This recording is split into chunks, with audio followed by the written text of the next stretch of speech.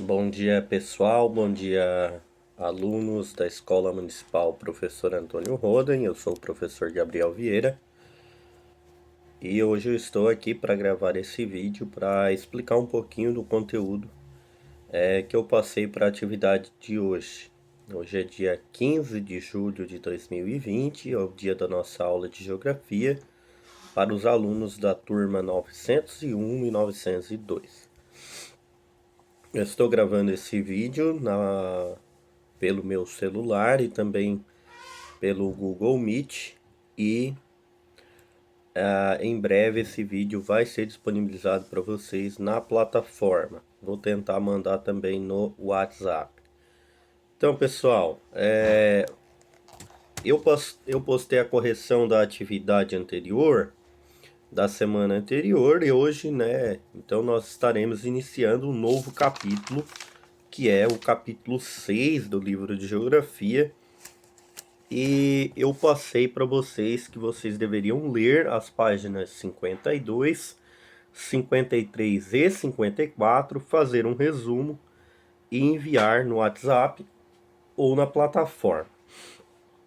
Então, eu estou gravando esse vídeo, né? Porque hoje nós vamos estudar sobre participação da agropecuária no comércio mundial, bolsa de mercadorias, commodities e expansão agropecuária. Pegue o seu livro na página 52.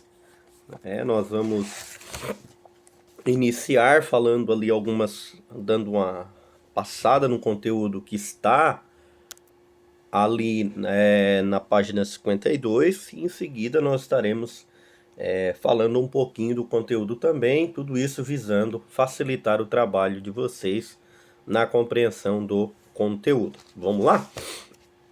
Então, a participação da agropecuária no comércio mundial. Eu já falei para vocês, né, lá na sala de aula também, quanto nos tópicos anteriores, que a agropecuária, ela sempre foi importante desde lá dos períodos, né, mais antigos da história humana, desde a pré-história, desde o início da civilização. A primeira atividade econômica foi a agropecuária. E por isso, né, até hoje ela desempenha um papel importante. Por quê? Deixa eu mudar a câmera aqui. Porque no século XVIII e no século XIX, principalmente, né, no século XVIII nós tínhamos a, as atividades manufatureiras e no século XIX, né, século XVIII, século XIX, 1750, 1800, nós vamos ter o advento da industrialização, fazendo com que a indústria ganhasse uma importância.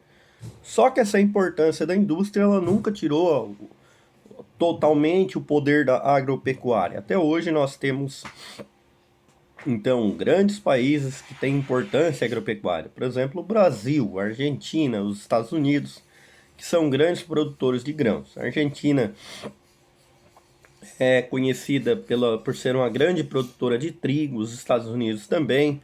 O Brasil tem o destaque para a produção de milho, o destaque para a produção de arroz, o destaque para a produção de trigo também, claro. Se comparado à Argentina é um pouco menor, né? Mas a agricultura tem lá a sua relevância e a sua importância. Então a agropecuária reúne atividades de cultivo e criação de animais voltada à produção de alimentos, matéria-primas e também à produção de combustíveis e geração de energia elétrica, a chamada biomassa. Então nós temos três áreas aqui que a agropecuária se destaca. Primeiro, a agricultura, produção de alimentos. Segundo, a pecuária, a criação de animais. E a terceira, a produção de energia através da chamada biomassa. Né? Então, a biomassa ela tem um papel importante porque ela evita que os restos de plantas e alimentos sejam descartados na natureza de maneira qualquer e que tragam malefício para o meio ambiente e faz com que, né, seja utilizado para a geração de energia. Também tem a biomassa a partir dos dejetos suínos, e tem uma série de outros produtos que eles utilizam para a fabricação de energia. Então a biomassa ela é importante para isso. Então, durante a década de 60, 50, 60 e 70, nós tivemos um aumento da população mundial, até mesmo por causa do aumento da vida urbana, as pessoas passaram a deixar o campo e passaram a ir para a cidade. E com isso a agricultura ela deixou de ser uma agricultura apenas de pequenas plantações, e com o êxodo rural, as pequenas fazendas se transformaram em grandes fazendas, em grandes propriedades.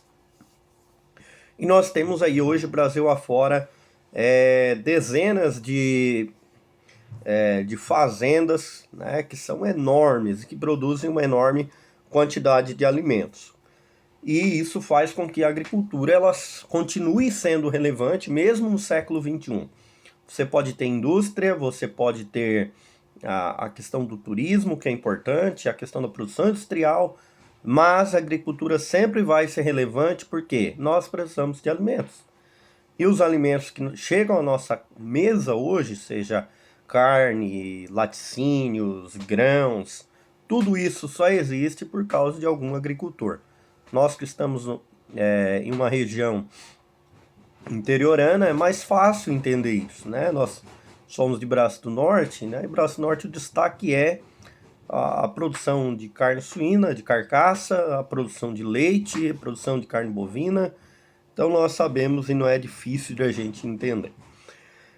Partindo agora para um segundo tópico, né? O tópico 2 ali vai falar das commodities. Então, o comércio mundial de produtos agropecuários abrange tanto os produtos alimentícios, cereais, frutas, carnes, laticínios, como as matérias-primas para a indústria e setor energético. Essa comercialização ocorre principalmente na forma de commodities, cujo preço são estabelecidos em escala internacional na Bolsa de Mercadorias, como a de Chicago e a de Nova York nos Estados Unidos e a de Londres no Reino Unido. Então a variação dos preços da commodity reflete em toda a economia, já que são matérias-primas utilizadas para a fabricação de diversos produtos. Em caso de elevação, os alimentos ficam mais caros, prejudicando os consumidores, especialmente a população mais pobre, em geral a que destina grande parte da sua renda para a aquisição de alimentos. Então, aqui na nossa região, né, existe um comércio né, por exemplo, tem os frigoríficos que vendem a carne suína para nós, os derivados ali, né, tem os laticínios que vendem os derivados do leite, o próprio leite. Então nós temos um mercado interno próximo que não tem nenhuma intermediação financeira, não tem ninguém entre nós, somente o supermercado. Então o preço ele é mais acessível. Agora, os produtos que são importados, e podem ter até alguns alimentos, esses são mais caros. Por quê? Eles vão passando de mão em mãos até chegar a nós. Isso faz com que fique caro, né? Porque cada pessoa que pega para revender, ele vai tentar revender por um preço mais alto que ele comprou. E com isso a ponta fica mais cara, cada vez mais caro para quem é o consumidor final. Então, agora pense isso em uma escala mundial, né? Pense, por exemplo, o Brasil exporta carne suína para a Rússia. Será que os russos vão pagar o mesmo preço que nós pagamos no quilo da carne aqui em Braço do Norte? Não. Claro que eles vão pagar um preço muito mais alto, né? Porque tem o produtor rural, o produtor de suíno que vende para o frigorífico vende para uma empresa maior lá da Rússia. Essa empresa vai arcar com toda a despesa de transporte do Brasil para o outro lado do mundo praticamente, né? Chegando lá tem as tarifas do governo russo, tem o preço do transportador, o preço do fornecedor, até chegar no supermercado e o o consumidor russo vai pagar um valor muito mais alto, né? Então, como que é comercializado esses produtos? Por meio de commodities, por meio de bolsa de mercadorias. Então, o produtor de Braço Norte ele não vai vender diretamente para o mercado na Rússia. Ele vai levar esse produto, né, até um intermediador, né? E esse intermediador então vai vender ao outro, vai vender ao outro até chegar o consumidor final. Então, a variação dos preços reflete em toda a economia, né? Já que são matérias-primas utilizadas para a fabricação de diversos produtos. Então, se aumentar o preço de um produto, toda a cadeia de comando ela sofre, o preço dessa mercadoria aumenta muito. Então, no Brasil, as tradings de commodities, né? Ali, o que é uma trading? Trading veio do termo inglês trading company, né? Que do inglês trade, negociar, e company, empresa. Empresa comercial que atua como intermediária entre empresas que vendem e empresas que compram. Então, o trading é o intermediador, né? É aquele que faz um negócio entre as duas pontas. Então, tem o vendedor e o comprador, mas no meio tem o trading, aquele que faz a intermediação, que faz a negociação entre as partes. Então, o mercado é controlado, né, por um restrito conjunto de trading companies, que são as transnacionais. Elas possuem um grande poder de influenciar na formação dos preços. Então, voltando ao exemplo que eu falei ali da carne suína. Se você vai vender a carne, né, daqui para a Rússia, o vendedor de Braço Norte não pode ir lá na Rússia vender. Ele vai vender essa sua carne a uma empresa maior. Essa empresa maior, né, essa trading ou conjunto de empresas, tem toda uma logística de transporte, preço, de garantir segurança, de garantir que vai chegar, né? Eles já têm os meios de transportes, carretas, navios e tudo mais, porque o produtor aqui não tem condições e o consumidor final também não tem condições de arcar com toda a logística, com todo o transporte. Então essas empresas elas atuam garantindo que o alimento chegue àquele lugar. Então, com isso, eles acabam tendo um grande poder econômico e eles influenciam no comércio. Eles garantem que o produto chegue, mas como eles têm um certo monopólio, como somente eles fazem, eles trabalham para favorecer os seus próprios interesses. E com isso eles garantem que o produto vai sair num preço bom para eles comprar e muito melhor para eles revenderem. Por isso que as coisas ficam caras. Então, no Brasil, as tradings de commodities atuam na comercialização de soja, milho, açúcar, álcool, café, algodão, entre outros produtos. Tem atuado na aquisição de usinas de açúcar e álcool e no financiamento de sementes, agrotóxicos e fertilizantes para o agronegócio.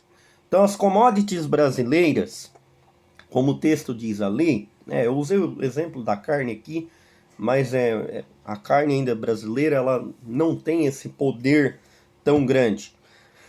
Mas o principal produto do sistema de commodities brasileiro ainda são a produção de alimentos como a soja, o milho, né, a cana-de-açúcar para a fabricação do açúcar e do álcool, o café e o algodão. No Brasil, então, as nossas commodities são commodities de origem agropecuária. Então, esses produtos são produzidos pelo Brasil em larga escala, né, pelos produtores brasileiros em larga escala, e esses produtores brasileiros entregam aos intermediadores das commodities, que fazem todo o processo de venda na Bolsa de Valores, tanto de ações quanto de produtos, e que garantem que o produto chegue lá fora. Então, aqui embaixo na página 53, nós temos uma tabela sobre os principais exportadores de commodities. e os principais importadores de commodities. Essa é uma tabela mais antiga, de 2016, né? E aqui então nós vamos ter então uma balança comercial. Por exemplo, a União Europeia, que é formada lá por vários países da Europa Ocidental e alguns da Europa Oriental, ela compra mais commodities do que vende. Ela compra 604 bilhões de dólares e vende 597. Ela tem um déficit ali de 5 bilhões.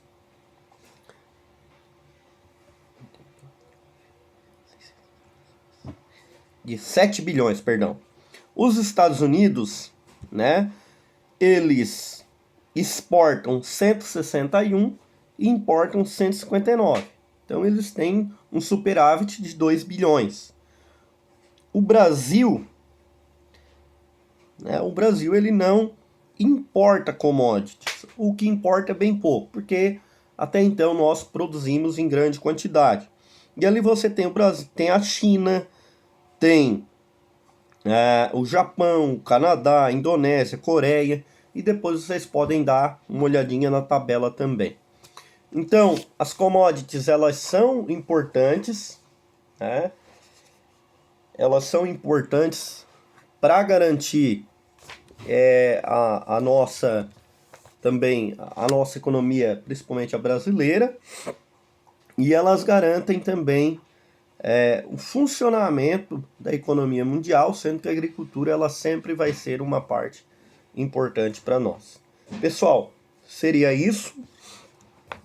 Vocês também têm ali a página 54, que vocês podem dar uma olhadinha e lerem também. Qualquer dúvida, eu estarei à disposição.